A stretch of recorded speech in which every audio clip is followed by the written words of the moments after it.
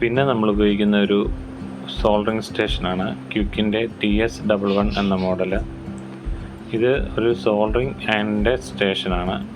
ഇതിൻ്റെ ബിറ്റ് വളരെ ചെറിയ ബിറ്റാണ്. അതുകൊണ്ട് തന്നെ നമുക്ക് മൊബൈലിൻ്റെയും ലാപ്ടോപ്പിൻ്റെയും ചിപ്പ് ലെവൽ സർവീസിന് അത്യാവശ്യം വേണ്ടിയ ഒരു സോൾഡറിങ് സ്റ്റേഷനാണ് ഇത്.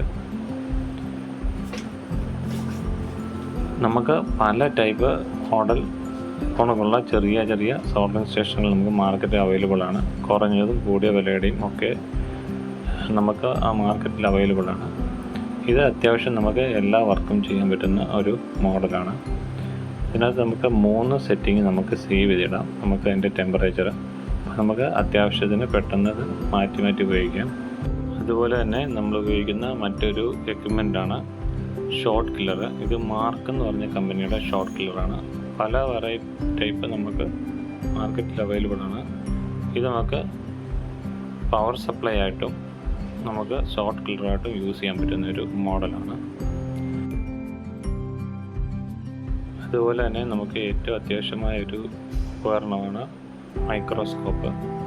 ഇതുണ്ടെങ്കിൽ മാത്രമേ നമുക്ക് മൊബൈലിൻ്റെയും ലാപ്ടോപ്പിൻ്റെയും ഒക്കെ ചിപ്പ് ലെവൽ സർവീസുകൾ നല്ല രീതിയിൽ നമുക്ക് ചെയ്യാനായിട്ട് സാധിക്കുകയുള്ളൂ. ഇത് നമ്മുടെ ഒരു ക്യാമറ അറ്റാച്ച് ചെയ്തിട്ടുണ്ട്. ഇത് നമുക്ക് വിഷ്വൽ വലുതാക്കി കാണിക്കാൻ വേണ്ടിയാണ് ഇത് യൂസ് ചെയ്യുന്നത്.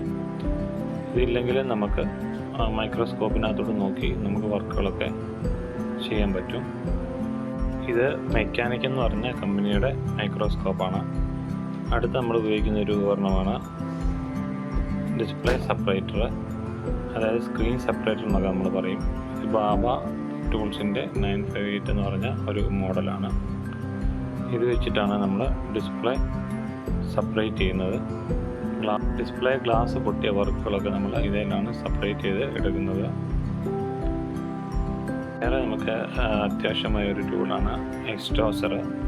ഇത് ബാബ കമ്പനിയുടെ ഒരു എക്സ്ട്രോസറാണ്. നമ്മൾ സോൾഡറിങ് ചെയ്യണം ഒക്കെ യൂസ് ചെയ്യുന്ന സമയത്ത് ഒത്തിരി അതിൻ്റെ സ്മോക്ക് നമുക്ക് പുറത്തോട്ട് വരും. അത് നമ്മൾ ശ്വസിക്കുന്നത് നല്ലതല്ല.